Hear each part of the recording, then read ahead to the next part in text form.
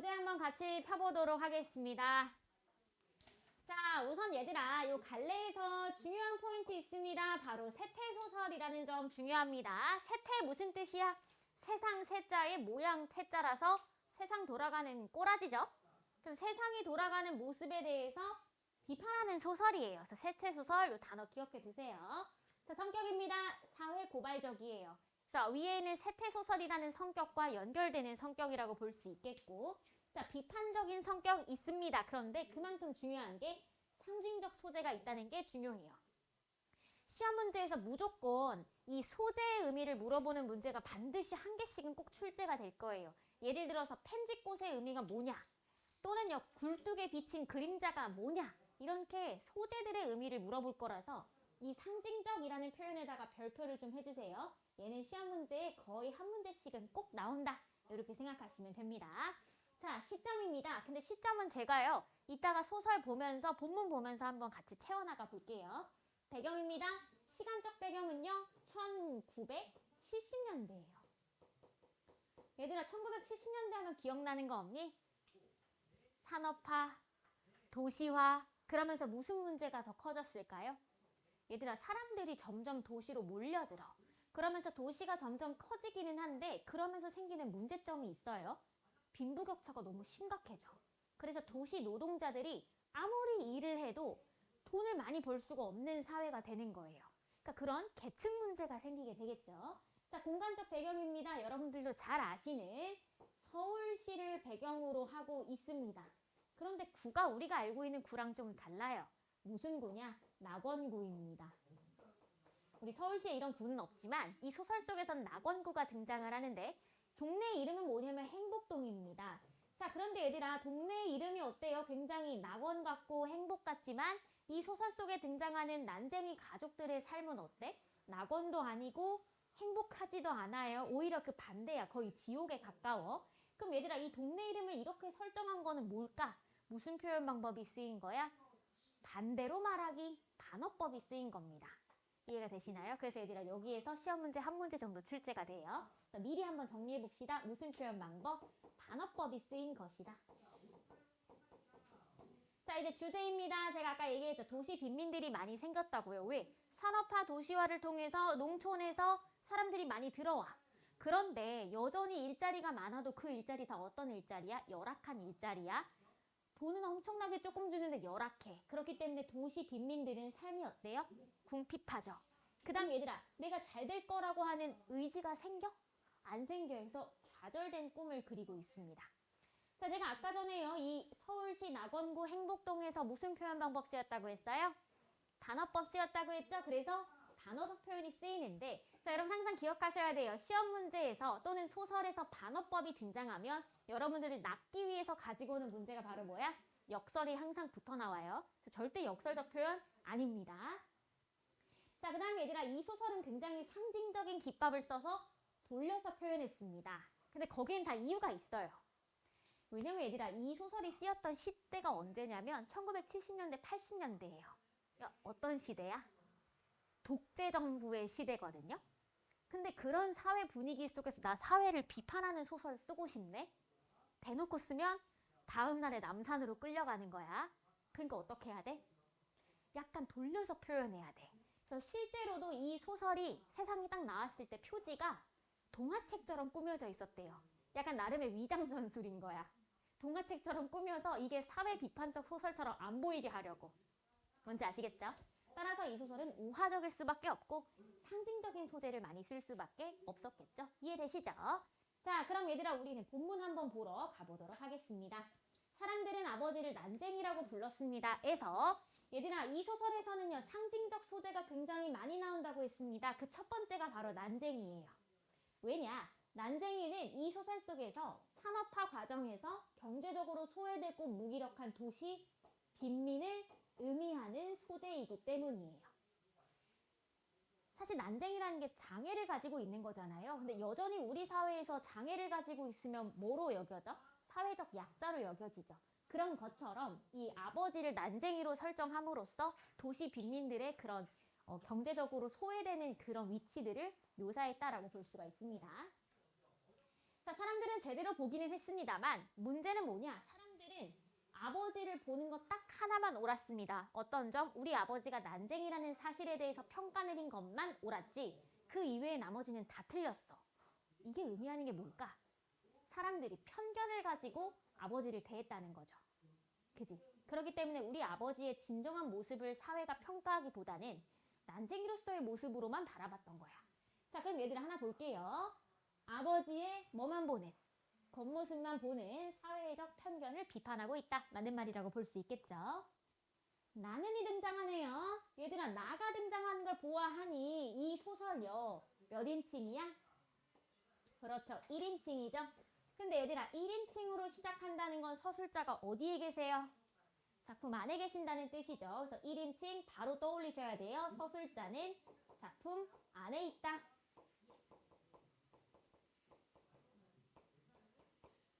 그 다음에 아버지, 어머니, 영호, 영희라고 나와 있는데 자 여기에 한 명이 빠져 있습니다. 바로 영수예요. 그래서 여기에서의 나는 곧 누구냐면 이 집의 영수예요. 자 그리고 나를 포함한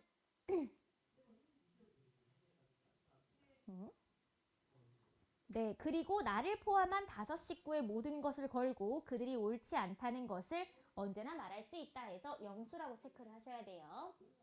자, 밑으로 볼게요. 나를 포함한 모든 것이라는 표현에는 5 식구의 목숨이 포함되어 있습니다. 그러니까 뭐겠어? 나의 목숨만 건 게 아니라 5 식구의 목숨까지 다 걸었기 때문에 그 말은 뭐야? 그만큼 진실이다. 자, 이 구절 시험 문제에서 많이 나옵니다. 체크해 드릴게요. 천국에 사는 사람들은 지옥을 생각할 필요가 없다. 왜 그럴까요? 이미 나는 천국에 살고 있으니까 그것보다 더 나쁜 사회를 생각할 필요가 있어 없어? 없죠. 그렇지만 밑으로 볼게요. 우리 5 식구는 지옥에 살면서 천국을 생각했대. 자, 그럼 얘들아 이때 당시의 시대 배경을 한번 떠올려 보도록 하겠습니다. 도시 빈민들이 몰려왔어요. 사회는 어때? 빈부격차가 점점 더 심각해지고 있는 상황이야. 자, 그럼 천국에 사는 사람들은 대체 누구겠어? 사회의 기득권층이라고 할 수가 있겠죠. 반면 얘들아 지옥에 사는 사람들은 누구겠어? 사회에 차별받는 사람들. 그죠? 그런 사람들이라고 볼 수 있겠네요. 그래서 얘들아 천국에 사는 사람들은 자신의 삶이 행복하기 때문에 관심이 없다라고 볼 수 있겠고 우리 5 식구는 지옥에 살면서 천국을 생각했다라는 구절을 통해서 천국과 지옥을 뭐 했어요? 대비하여서 현실의 고통스러움을 강조하고 있는 구절이죠. 자, 단 하루도 천국을 생각해보지 않은 날이 없대요. 왜? 현재의 삶이 너무나도 고통스럽기 때문이죠. 하루하루의 생활이 지겨웠기 때문입니다. 자, 그러면서 이렇게 얘기합니다. 우리들의 생활은 뭐와 같았다? 전쟁과 같았다. 그럼 얘들아 정리해보도록 할게요. 자, 지금요 이 서술자는 자신의 삶에 대해서 뭐라고 평가 내리고 있어요? 지옥이라고 얘기를 하고요. 또 두 번째 자신의 삶에 대해서 뭐라고 얘기해? 전쟁이라고 얘기를 하고 있어요. 그래서 얘들아 이 2가지의 단어가 의미하는 건 뭐야? 삶이 고통스럽다라는 걸 이야기해주고 있는 것이죠.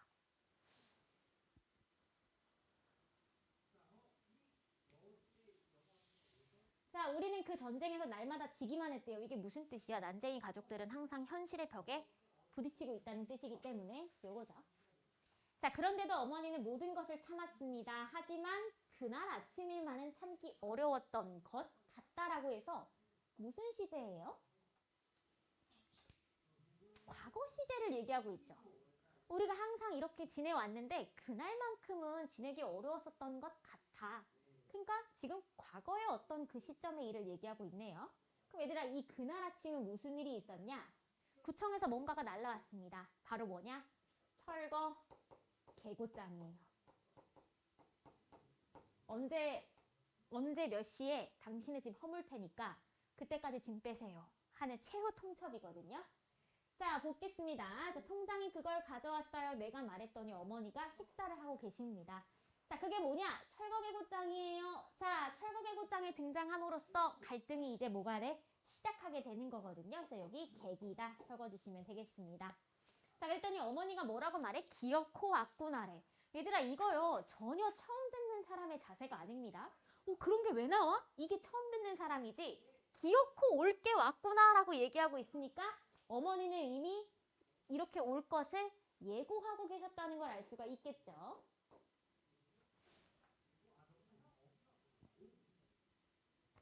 자, 그러니까 집을 헐라는 거지. 우리가 꼭 받아야 할 것 중 하나가 이제 나왔구나 해서 얘들아, 그런 것 중 하나가 바로 뭐야? 철거 계곡장이었던 겁니다. 자, 지금 난쟁이 가족은 어디서 살고 있냐면 무허가촌에 살고 있어요. 혹시 여러분 들어보셨나요? 달동네라고 들어보셨어요? 판잣집. 그러니까 예전에 이제 서울로 사람들이 갑자기 몰리기 시작하니까 주거 환경이 잘 갖춰지지가 않았어. 그래서 사람들이 청계천 아시죠? 그 근처에다가 무허가 판잣집 같은 걸 많이 짓고 살았거든요. 근데 또 나름대로 이때 당시에 도시 개발을 하겠다고 그 무허가 판잣집을 싹 밀고 개발을 하니까 당연히 도시 빈민들은 갈 데가 없죠. 그래서 사회적인 그런 혼란들이나 갈등들이 매우 심해졌던 사회적 배경이 여기에 있습니다. 자, 그럼 보도록 할게요. 당시 사회적 배경 엿볼 수 있겠네요. 밑으로 보겠습니다. 어머니는 식사를 중단했는데, 자, 어머니가 뭐 드세요? 보리밥, 까만 된장, 시든 고추 2옥에 감자, 고기 반찬이 있어 없어? 없어. 얘들아, 이런 식단이요. 뭔가 잘 먹은 식사라고 할 수 있나? 없죠. 그럼 얘들아, 궁핍한 삶을요, 약간 짐작할 수가 있죠. 그냥 잘 챙겨 먹는 식사가 아니야. 그지? 나는 어머니를 위해 철거 계곡장을 천천히 읽었대요. 자, 일단 철거 계곡장이 하는 역할을 한번 생각해 봅시다. 첫 번째 얘기입니다. 재개발 사업지역으로 선정된 곳을 곧 철거하라는 법적 구속력을 갖는 뭐야? 공적인 문서죠. 근데 얘들아, 지금 이 소설 속에서 개인과 사회 사이에서의 갈등 유발하죠. 그쵸? 왜냐면 사회적으로 너 집에서 나가 라고 하는 거고 그 개인은 갈 데가 없어지니까 맞아요. 근데 얘들아, 뒤에 것도 맞는 말이야. 왜? 이 철거 계곡장을 두고 가족들 사이에서 우리가 앞으로 어떻게 해야 될지에 대한 대책이 서로 입장이 달라서 그래요. 어떤 가족 중에 한 명인 영호는 되게 호전적인 인간이야. 그래서 야, 우리가 나가긴 왜 나가? 여기서 버텨야지 하는 인물이고요. 그 외에 나머지 인물들은 뭐라고 생각해? 야, 어쩔 수 없지. 나가라는데 어떡해. 그런 입장이거든요. 그래서 인물들 사이에서의 갈등이 유발이 되겠죠? 밑으로 가겠습니다. 사건을 긴장감 있게 끌어가는 역할 한다. 그래서 이렇게 3가지의 역할은 여러 번 보시고 눈여겨보시면 되는데, 근데 이걸 무작정 암기하기보다는 그냥 내용을 읽으면서 하나하나씩 연결시켜 보시면 될 것 같아요. 자, 밑으로 보겠습니다. 동네 이름 보이시죠? 낙원구에다가 체크해 주시고요. 무슨 표현 방법 쓰였어? 네, 반어법이 쓰였다는 거 기억하시면 되겠습니다. 자, 그 다음에 얘들아, 주소 볼까요? 행복동입니다. 마찬가지로 뭐죠? 단어법이구나 기억하시면 되겠습니다. 자, 그러면서 뭐래요? 철거를 지시하고 있어요. 귀하 소유, 아래 표시 건물은. 그러니까 뭐겠어? 김보리 씨가 바로 우리 아버지거든요. 우리 아버지가 살고 있는 이 건물은 임시조치법에 따라서 재개발 지역이 되었습니다. 그럼 이제 이게 싹 밀리고 뭐가 들어오는 거야? 아파트가 들어오는 거예요. 자, 그러면서 이런 규정에 의하여 지금 규정을 언급하고 있는 걸 보아하니 어떤 문서야? 법적인 뭐가 있어? 구속력을 가지고 있어요. 그래서 언제까지? 1970 몇 년 9월 30일까지 자진 철거할 것을 명령한대. 그러니까 구속하는 거야, 이거. 만약에 이때까지 철거 안 하면 뭐 할 거래요? 행정대집행법이 정하는 바에 따라 강제 철거하고 그 돈을 너한테로부터 받을 거다. 그 얘기입니다. 그러니까 강제 철거가 집만 허무는 게 아니라 돈도 달라는 거예요. 아시겠죠? 자, 밑으로 볼게요. 그러면서 이렇게 철거 건물을 표시하고 있는 내용이 나옵니다. 자, 근데 얘들아, 여기 중요하죠?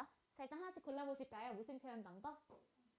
근데 얘들아, 반어적 표현을 통해서 뭐 하고 있어? 오히려 빈곤하고 참혹한 삶이 훨씬 더 강조되죠. 이름은 행복인데 삶은 어때? 지옥이야. 그러니까 지옥 같은 삶이 더 부각되는 효과가 있겠죠. 자, 어머니는요, 밥을 드시는데요. 여기 시험 문제 또 중요합니다. 체크하실 겁니다. 자, 일단 얘들아, 벽돌 공장의 높은 굴뚝 그림자인 건데요. 자, 끊어볼까요? 벽돌 공장의 높은 굴뚝 그림자가 의미하는 게 뭘까? 1970년대에요. 막 산업화가 이뤄졌죠. 그러니까 얘들아 이 공장은요. 뭐의 상징이야? 그렇죠. 산업화의 상징이에요. 또 얘들아 마찬가지로 이때 당시에 급변하는 뭐의 상징? 사회 변화의 상징이라고 볼 수가 있겠네. 근데 얘들아 이런 굴뚝 그림자가 꺾어지면서 좁은 마당에 어떻게 했대요? 덮었대요. 아니 얘들아 많은 표현들이 있는데 왜 하필이면 덮었다라고 표현을 하는 거야? 그림자가 비쳤다라고도 할 수 있는데 그걸 덮었다라고 표현을 했어. 생각해 볼게요. 자, 이 좁은 마당 누구 대신 마당이야?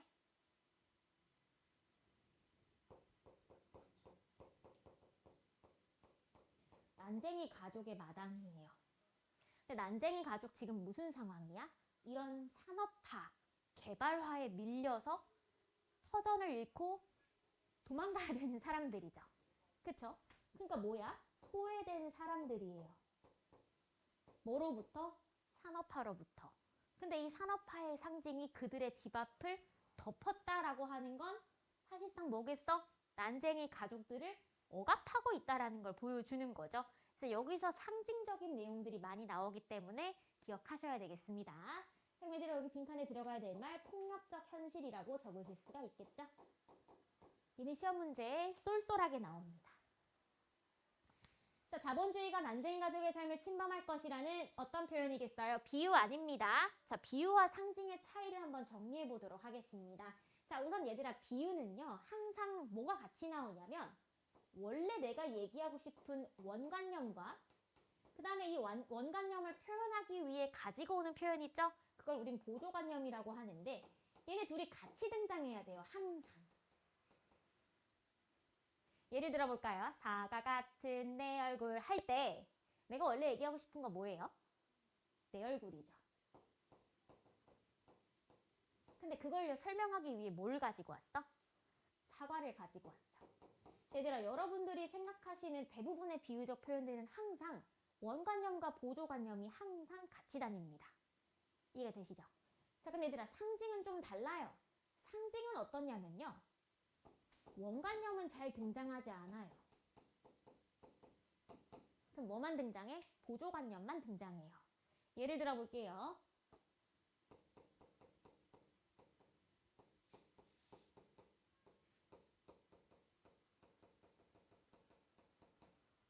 전쟁의 현장에 비둘기가 날아왔다 라는 표현이요. 보통 비둘기, 지금이야 더러운 새의 상징이지만 옛날에 비둘기는 뭐의 상징이었어?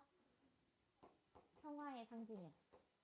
그래서 얘들아 지금요 전쟁의 땅에 비둘기가 찾아왔다라고 얘기하면 전쟁이었던 지역에 평화가 왔다라는 의미를 얘기하는 거겠죠. 자 그럼 얘들아 이 문장에서요 원관념 나왔어 안 나왔어? 안 나왔어요. 상징이란 이런 거야. 원관념은 제시되지 않고 맥락에 따라서 보조관념을 통해 그 원관념이 무엇일지를 생각해내야 됩니다. 차이점 이해되세요? 얘는 비유적 표현이 아니라 뭐다? 상징적 표현이다라고 하셔야 되겠습니다. 이해되셨죠? 자, 동네 사람들은요, 골목으로 나와서 뭐라고 소리를 치고 있었습니다. 왜 그럴까요? 아니, 이 동네 사람들 다 뭐야? 철거민들이에요. 그러니까 다 지금 상황이 안 좋은 거지. 그때 통장이 그들 사이를 비집고 나와 걸음을 옮겼습니다. 자, 방죽은요, 물의 침범을 막기 위해 세워둔 댐이라고 둑이라고 생각하시면 돼요. 둑. 강둑. 자, 어머니는 식사를 끝내지 않은 밥상을 들고 부엌으로 들어갔고요. 어머니는 두 무릎을 꼿꼿하게 세우고 있었습니다. 곧게 세우고.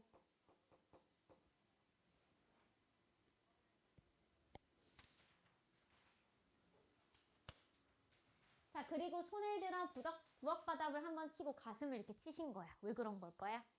아니, 지금 집에서 쫓겨나게 생겼으니까요. 그러니까 어때? 한스러운 걸? 뭘 통해서 이거 직접 제시일까? 간접 제시일까? 자, 잘하셨습니다. 간접 제시입니다. 왜일까요? 자, 직접 제시인지 간접 제시인지 어떻게 구별한다고 했어? 서술자가 그 인물이 느끼는 감정을 직접 말해주면 그건 직접 제시예요. 하지만 서술자가 이 인물은 뭐라고 느껴요라고 아무 말도 안 해. 그런데 뭐 해? 인물의 행동만 알려줘. 그러면 독자로 하여금 뭐 하게 해요? 이 사람 지금 무슨 마음일까 추측하게 만들죠. 자, 지금 뭐만 했어? 행동만 알려줬어요. 그러니까 뭐야? 간접제시구나 라고 볼 수가 있겠죠. 자, 나는 동사무소로 갔고요. 당연히 주민들 잔뜩 몰려들 겁니다. 지금 뭐가 왔으니까? 철거 개고장이 왔으니까. 자, 들은 사람은 두셋밖에 안 되는데 수십 명이 거의 동시에 떠들고 있었대요. 왜요? 지금 모두가 다 무슨 상황입니까? 거리에 나앉게 생겼으니까. 쓸데없는 짓이었다. 떠든다고 해결될 문제는 아니었다. 라고 하면서 자, 지금 쓸데없는 짓이라고 얘기하는 걸 통해서 밀려나는 것이 어떤 거야? 네, 피할 수가 없는 일이라는 것을 보여주고 있습니다. 자, 나는 바깥 게시판에 적혀있는 공고문을 읽었는데 무슨 내용이 나와 있어요? 아파트 입주 절차가 나옵니다. 그러니까 뭐야? 이 사람들이 살고 있는 이 판잣집을 싹 밀고 아파트를 세운대. 그러니까 그 아파트에 들어올 수 있도록 입주권을 주겠다는 거예요. 근데 문제는 뭐냐면 이 입주권도 사야 돼. 그러니까 입주할 수 있는 권리는 있어. 근데 돈을 내야만이 들어올 수 있어. 입주권이 있어도 돈 없으면 못 들어와. 그러니까 이 사람들한테 백날 입주권 줘도 들어올 수 있어요? 지금 집도 없어서 쫓겨나는 마당에 무슨 수로 아파트를 들어가? 이해되시죠? 자, 그러면서 뭐래? 아파트 입주를 포기할 경우에 탈 수 있는 보조금의 액수도 적혀 있습니다. 그러니까 얘들아, 대부분 여기 사는 사람들은 뭘 선택하겠어요? 보조금 받을 수밖에 없겠죠. 왜? 아무리 내가 입주권 받아도 그거 내 돈이야? 내가 들어갈 수 있어? 못 들어가. 보겠습니다. 근데 문제는 뭐냐면요. 입주에 필요한 돈에 비해 이주 보조금은 매우 적어요. 그래서 도시 빈민들에 대한 산업화 사회의 뭘 볼 수 있어? 횡포를 볼 수가 있는 것입니다. 자, 동사무소 주인은 시장바닥 같았대요. 왜 그럴까요? 사람들이 지금 너도 나도 떠들고 있어서 그렇습니다. 주민들과 아파트와 거간꾼들이 뒤엉켜 있었는데 거간꾼이라는 건 뭐냐면 흥정을 붙이는 사람들이에요. 이 아파트 거간꾼들이 여기 왜 붙어 있는 걸까? 자, 주민들한테 뭐가 와? 입주권이 생기죠. 그러니까 뭐야? 저한테 파세요. 제가 비싸게 사드릴게. 그러려고 하는 거예요. 그럼 그 사람들 그거 사서 누구한테 팔아? 아파트 들어갈 수 있는 재력이 있는 사람들한테 가서 파는 거야. 이해되시죠? 그러니까 브로커들이 지금 여기 와 있는 겁니다. 자, 나는 거기서 아버지와 두 동생들을 만났습니다. 아버지는 도장포 앞에 앉아 있었는데 자, 도장포는 뭐냐면 이렇게 끊어볼까요? 포, 뭐 해주는데요? 점포를 말합니다. 근데 얘들아, 도장이 뭔지 아시죠? 이렇게 찍는 거. 그림이 아니라 도장을 파주는 점포입니다. 제가 이 단어까지 왜 얘기하냐면 요즘 세상이야 도장포가 어딨어. 그냥 주문 제작하면 되거든요. 근데 명지고가 워낙 소설만 나오면 단어를 그렇게 출제하기를 좋아해. 특징이야, 명지고의 특징. 그래서 단어를 알고 계셔야 돼요. 지금은 별로 쓸 일이 없는 단어이긴 합니다. 밑으로 갈게요. 영호는 내가 방금 눌러선 게시판 앞으로 갔습니다. 영호는 내 동생이에요. 여기 써있죠. 아버지와 두 동생을 만났다. 그러니까 동생 중 한 명 영호, 또 누가 왔어? 동생 중 한 명 영희. 이렇게 되는 거야. 그러니까 이 집 첫째 아들의 관점에서 소설이 진행되고 있는 것이죠. 자, 그 다음에 영희는요. 입구에 세워놓은 검정색 승용차 앞에 옆에 서 있었대. 아니, 이 동네에 승용차가 왜 있어? 이상하잖아요. 여기 지금 철거민 동네거든요. 승용차가 왜 있어? 자, 이거 누가 타고 온 것 같아? 위에 브로커들 있다고 했었죠. 브로커들 절대 걸어서 안 옵니다. 이 사람들 영업하는 사람들이기 때문에 차를 꼭 끌었을 거야. 그래서 이 차 누구 차야? 거간꾼의 차입니다.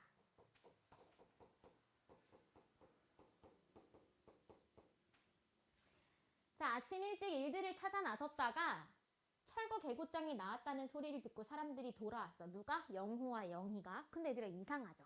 문장이 이상해. 잘 봐봐. 보통 일반적으로 아침 일찍 일하러 갔다가일 거거든요. 근데 지금 여기 뭐라고 써 있어? 그러니까 지금 이 사람들 무슨 상황이야? 백수야, 지금. 백수야. 백수 상태여서 인력시장에서 일 찾으러 갔다가 급히 돌아온 상황인 겁니다. 그러니까 지금요, 이 난쟁이 가족들의 경제 상황이 어때요? 좋지가 않아. 왜냐면 제대로 일하는 사람이 없거든. 그죠? 자, 누군들 이런 날에 일을 할 수 있을까? 나는 아버지 옆으로 가서 아버지의 공구들이 들어있는 부대를 둘러매었습니다. 아, 아버지는 지금 뭐 하시는 것 같아요? 공구를 들고 다니면서 뭔가 고치는 일을 하고 계시나 보네요. 자, 이걸 통해서 아버지의 뭘 알 수 있어요? 직업을 알 수가 있습니다. 왜? 아버지께서는 공사판에서 일하시거든요. 그래서 공사판에서 쓰는 공구들을 들고 다니시는 겁니다. 자, 영호가 다가오더니 내 어깨에서 그 부대를 내려 옮겨내었습니다. 영호가 들어준 거죠.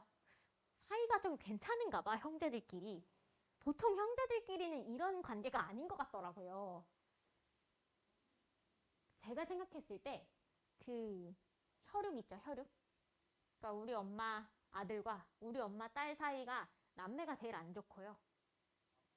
그 다음이 내가 봤을 때 형제인 것 같아. 자매가 그나마 제일 괜찮은 것 같아. 나중에 자랐을 때는. 여하튼 사이가 나쁘지 않은 형제인 것 같습니다. 나는 아주 자연스럽게 그것을 넘겨주면서 이쪽으로 걸어오는 영희를 보았는데, 자, 영희 얼굴이 어때요? 빨개져 있대요. 왜 그럴까요? 보통 애들은 얼굴이 빨개진다는 건 부끄러운 걸 수도 있겠지만요. 동시에 또 뭐겠어? 지금 무슨 상황이야? 지금 무슨 상황이야? 집에 좋지 않은 상황이 벌어졌죠. 그러니까 뭐 한 거예요? 지금 흥분한 상황인 겁니다. 문제가 벌어졌으니까 집에서. 자, 몇 사람들의 거강꾼들이 우리를 둘러싸매고 입주권을 팔라고 했는데 그 와중에 우리 아버지 뭐 하시죠? 멋있는 분이에요. 김부리 선생님. 자, 우린 아버지가 책을 읽는 걸 근데 문제는 여기서 처음 봤어. 김부리 선생님의 독서를 여기서 처음 보았습니다. 자, 근데 무슨 책 읽었는지 알았어? 몰랐어? 몰랐습니다. 왜죠? 표지를 감쌌기 때문에. 근데 뒤에 가면 이 책이 뭔지가 나옵니다.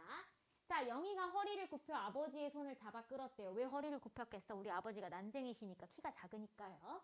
아버지는 우리들의 얼굴을 쳐다보더니 자리를 털고 갔는데 처음 보는 사람들이 난쟁이 간다 이렇게 얘기를 한 거야.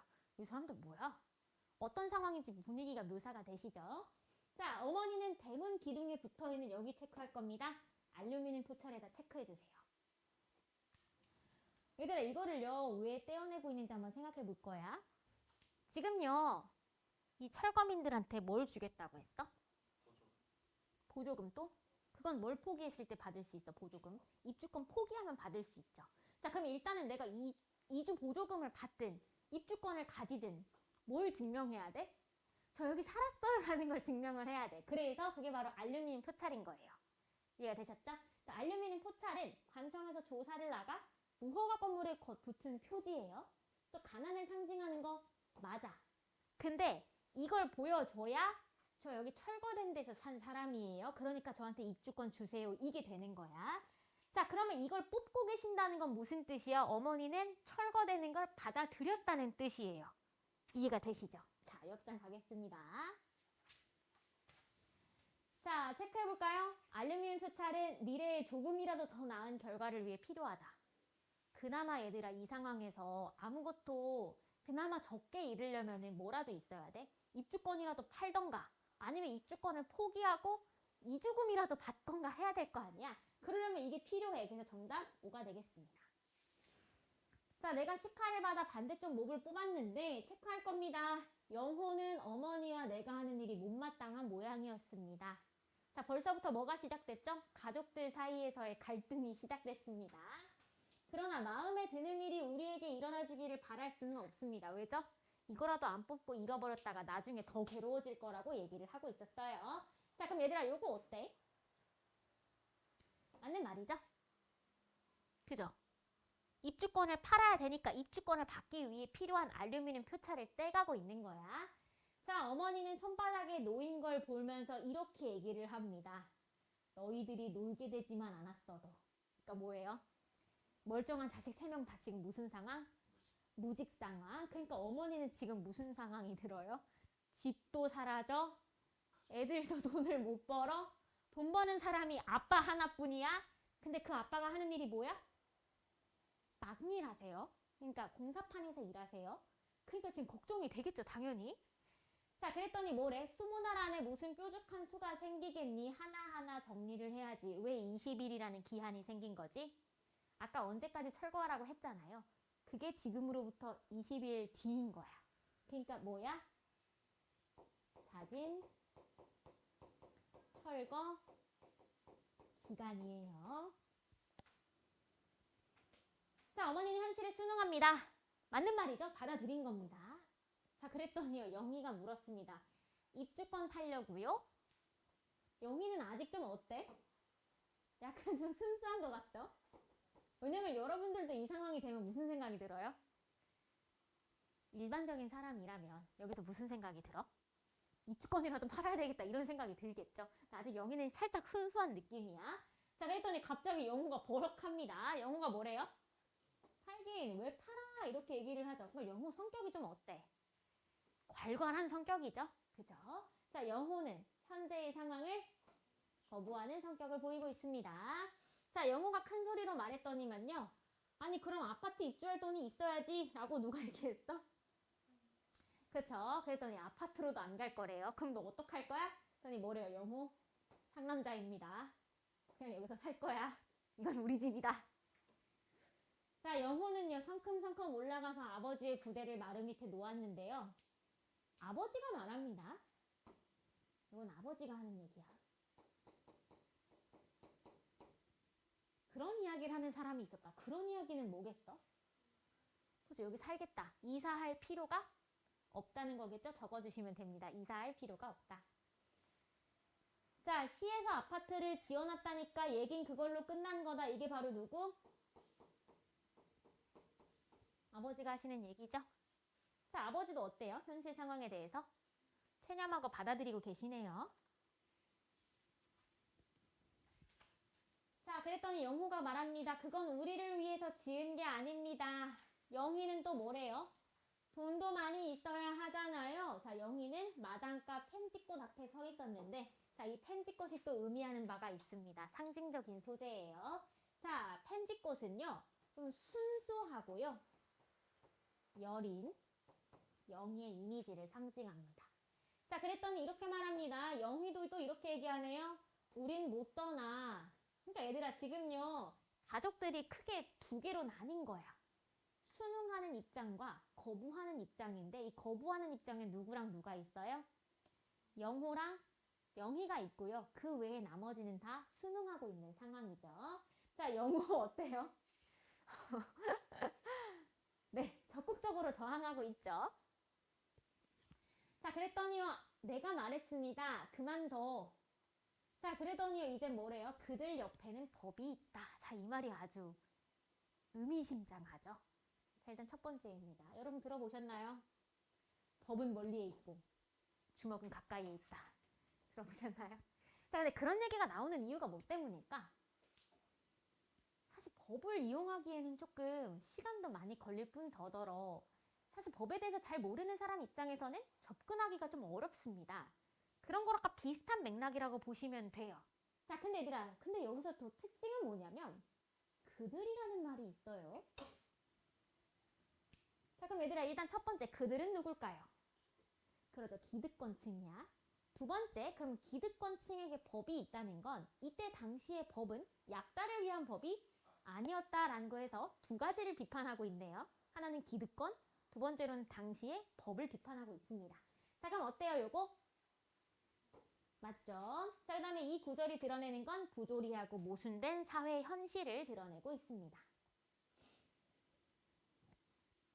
자, 그럼 얘들아, 이 소설 속에 등장한 당시 사회의 문제를 함께 정리해 보도록 하겠습니다. 자, 첫 번째입니다. 뭐의 폐해로?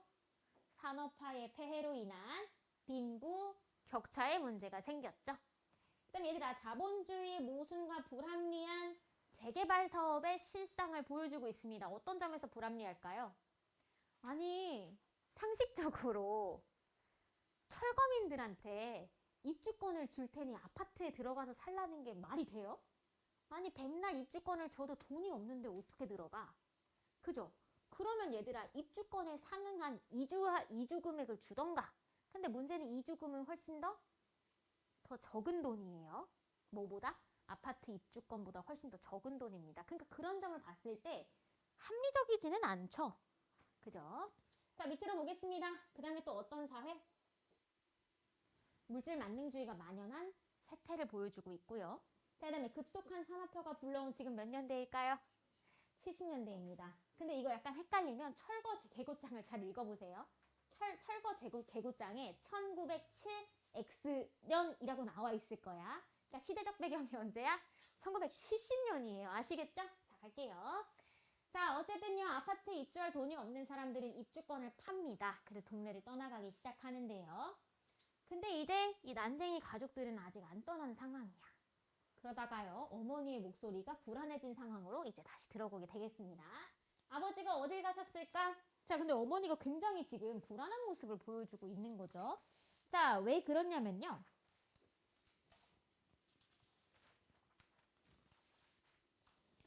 자, 어머니가 왜 불안하냐면 아버지가 극단적인 선택을 할까봐 지금 두려운 거야. 그래서 적어주세요. 아버지가 극단적인 선택을 할까봐.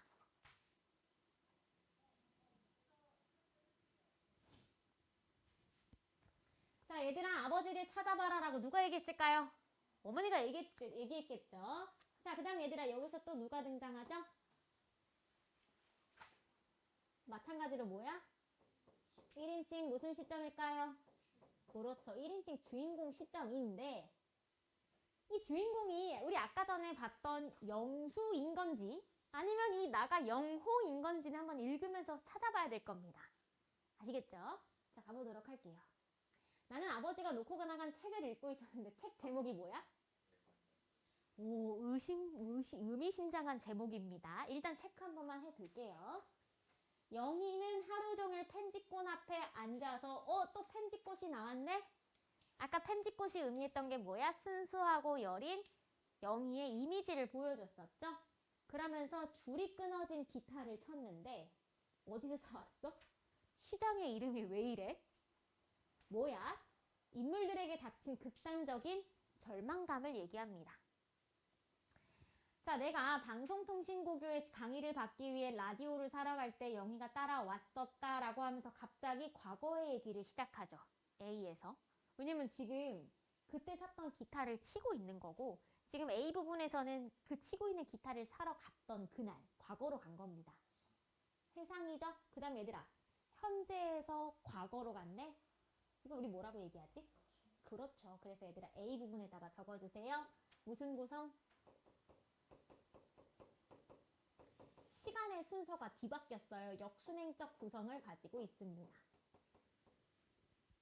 자, 우선 얘들아 여기서 라디오를 사러 갈 때를 한번 특징을 보겠습니다. 라디오를 사러 가는 목적은 뭐였어? 강의 들으라고 했던 거였죠. 강의 왜 들어? 특히나 방송통신고교의 강의를 듣는데 이때 당시에는요. 학업을 한다는 건 뭔가 더 나은 미래를 위한 준비인 거야. 요즘도 그렇지 않니? 뭔가 대학을 더 가거나 더 학위를 받거나 하는 공부는 미래를 위한 투자의 성격이 있는 거잖아요. 그럼 얘들아 지금 얘가 라디오를 사러 간다는 의미는 미래에 얘도 뭔가 하고 싶었던 게 있었다는 걸 뜻하네. 그래서 여기서의 라디오는 바로 뭐예요? 나의 꿈을 얘기합니다. 상징해요. 그쵸? 쓸만한 라디오가 있었는데 근데 갑자기 영희가 기타를 치는 거야. 근데 영희가 기타 치는 게 아주 예뻤대. 아니 오빠가 동생한테 이렇게 말할 수가 있나? 아무튼 예뻤나 봐요. 영희가 치는 기타 소리는 영희에게 아주 잘 어울렸대. 그래서 나는 라디오를 안 사고 그러니까 라디오를 좀 더 싼 걸로 사고 남는 돈으로 영희가 든 기타를 이제 사줬대요. 좋은 오빠야. 근데 어떻게 여동생한테 예쁘다고 하는 오빠 나 처음 봤어. 소설 속에서. 여하튼 자, A 부분은 과거의 장면으로 이를 통해서 뭐와 뭐가 교차해요? 현재가 윗부분이었죠? 지금 과거 나왔죠? 그 다음에 다시 이제 교차한다고 했으니까 다시 뒤에 뭐가 나와야 돼? 현재가 나와야 되겠네. 그래서 밑에 뭐가 나왔어? 현재예요. 현재 그 라디오가 지금 고장났어. 자, 근데 얘들아 아까 전에요. 라디오가 상징했던 게 뭐였죠? 꿈이었죠. 근데 라디오가 고장났네? 꿈이 사라졌어요. 기타도요 어때요? 끊어졌어요. 희망찬 미래 있어 없어? 없네. 그러니까 지금 어떤 상황이야? 꿈을 간직하지 못하는 상황인 거죠. 자, 줄이 끊어진 기타는 영희는 쳤어요. 나는 아버지가 무슨 생각을 하고 있는지 알 수가 없었고 계속 책을 읽고 있습니다. 근데 얘들아 책을 보시면 몇 년 뒤야? 1만 년 뒤에 오는 세계는 올까요? 아니 뭐 시간이야 흐르겠지만 1만 년 뒤면은요 거의 내 생애에서는 의미 없는 시간이야. 그렇지 않니?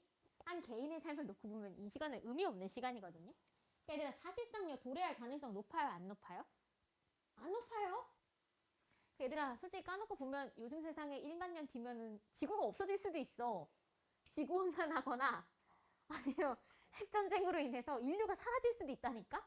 그러니까 1만 년 뒤라고 하는 건 약간 우리 입장에서는 좀 무망하죠? 그죠? 자, 그의 이름은 지섭이었대. 지섭스. 누구시죠? 지섭 씨가 우리 아버지한테 이 책을 소개해 준 거야. 그러니까 얘들아 우리 앞부분에 맨 앞부분에 영수가요. 동사무소 앞에를 막 갔는데 사람 엄청 많았잖아. 그때 아버지가 책 읽고 있다고 했었잖아요. 나는 아빠가 책 읽는 거 처음 봤다 했던 그 책. 그 책이 바로 이 책입니다. 자, 지섭은 아버지에게 이상세계를 뭐 하게 하는 거야? 동경하도록 만든 인물이에요. 자, 지섭은 밝고 깨끗한 주택가 3층 집에 살았습니다. 오, 그러면 이 난쟁이 가족들의 사는 지역과는 굉장히 다르죠. 지섭은 그 집의 가정교사였고요. 아버지와 그는 서로 통하는 데가 있었는데 근데 지섭이 하는 말을 나는 들었습니다. 그런데 체크해볼까요? 이 땅에서 우리가 기대할 것은 없대요. 그럼 현실에 대해서 뭐라고 생각해? 헬조선입니다. 탈출만이 살 길입니다. 라고 얘기를 하는 거니까 희망이 있어요? 없어요?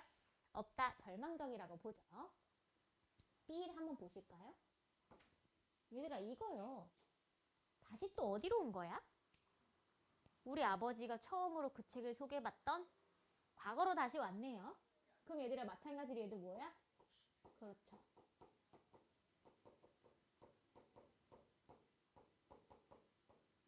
자, 그 다음 얘들아 지섭은 이렇게 말합니다. 사람들은 사랑이 없는 욕망만 가지고 있습니다. 그럼 얘들아 지금요 지섭은 뭐랑 뭐를 대조시키고 있어? 사랑과 욕망을 대조시키고 있죠. 그래서 단 한 사람도 남을 위해 눈물을 흘릴 줄 모릅니다. 지금 뭐가 부족한 상황이야? 그죠? 다른 사람을 위한 공감 이런 거 있어요? 없죠. 오로지 뭐야? 욕망만 가지고 있는 이 땅을 죽은 땅입니다. 절망에 가득 차게 보고 있는 것이죠. 자, 하긴 이라면서 누가 동의해요? 우리 난쟁이 아버지가 동의를 하고 계십니다. 아저씨는 평생 동안 아무 일 안 하셨습니까? 해서 여기 중요합니다. 체크할게요. 열심히 일했어. 나쁜 짓 했어? 안 했어? 나쁜 짓도 한 적 없어? 법도 잘 지켰어? 기도도 잘 드렸어? 그런데 결과가 뭐야? 불공평해. 그 얘들아 사실상 이거요. 약간은 동화처럼 묘사하긴 했지만 여기서 말하는 이 땅은 무슨 땅이야? 우리가 살아가고 있는 현실을 말하는 겁니다. 이해되세요? 왜냐면 요즘도 얘들아 우리 살면서 대충 사는 사람이 없어요. 주변에 잘 보면은 모두가 다 열심히 살아. 그치? 그럼 얘들아 모두가 다 어때? 나쁜 짓 해? 아니야. 평범한 사람들 대부분 나쁜 짓 안 하고 법도 잘 지키고 할 거 다 하고 열심히 살아요. 그런데도 얘들아 무슨 상황이 벌어져? 못 살아. 그러니까 뭘 얘기하는 거야 지금? 아무리 열심히 일해도 이 빈부격차에서 벗어나기 힘든 현실에 대해서 얘기하고 있는 소설이죠. 그래서 굉장히 날카롭게 현실을 비판하는 소설이다. 이렇게 볼 수가 있겠네요. 자, 그러면서 뭐래요? 이제 죽은 땅을 떠나야 합니다. 네, 헬조선을 탈출하라는 뜻이 되겠죠. 자, 떠나다니 어디로? 그랬더니 어디로 가재? 어머, 어머. 네, 화성이 아닌 달나라로 가자라고 얘기하고 있죠. 자, 지금요 지섭과 아버지가 나누는 대화를 요약적으로 제시하는 게 아니라 있는 그대로 얘기해주고 있기 때문에 요약이 아닙니다. 있는 그대로 제시해주고 있어요. 근데 얘들아 이 대화가 시험 문제에 잘 나올 거예요. 왜? 현실을 비판하는 내용이니까.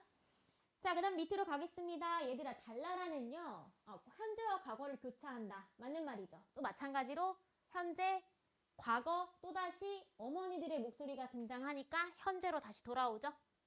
자, 밑으로 보게요. 달나라는 인물이 가고자 하는 이상향이야. 다만 문제는 얘들아 무슨 느낌이 들어? 저 이상향이 진짜 갈 수 있을 것 같아? 못 갈 것 같죠? 그러니까 어때? 절망적이야. 그 얘기를 좀 보여주는 거야. 자, 그다음 얘들아 하는 소리에 다시 뭘로 들어와요? 현실로 돌아오죠? 어머니의 음성을 통해 장면이 전환된다. 오, 어디에서 어디로 장면이 전환돼? 과거에서 그렇죠. 현재로 전환이 되고 있습니다. 어머니가요 굉장히 불안한 음성을 내고 계세요. 나는 책장을 덮고 나갔어. 영호와 영희는 엉뚱한 곳을 찾아 헤맸습니다. 아하, 그럼 여기에는 나 누구야? 계속 이때 나는 누구야? 영호와 영희라고 얘기했으니까 얘 누구야? 영수죠? 자, 그래서 내가 하늘로 쳐다봤더니 벽돌 공장의 높은 굴뚝. 또 나왔네? 아까 기억나세요? 벽돌 공장의 높은 굴뚝의 그림자가 좁은 마당을 덮쳤다라고 했을 때 그 공장이야. 뭐의 상징이지? 산업화의 상징. 그때 맨 꼭대기에 갑자기 누가 계셔? 아버지가 계시는데 하필이면 아버지의 한 걸음 정도 앞에 뭐가 있어요? 근데 얘들아 아까 뭐라고 얘기했지? 이 땅을 떠나야 합니다. 어디로 가야 돼요? 달나라로 했을 때 이 달이 바로 뭐였었어? 이상향이 지금 앞에 있네. 그래서 아버지가 지금 뭐 하세요? 피레침을 잡고, 피레침 오랜만에 듣는다. 피레침 뭔지 아세요? 그쵸? 그 번개를, 우레를 피하기 위해서 두는 이렇게 침인 거죠?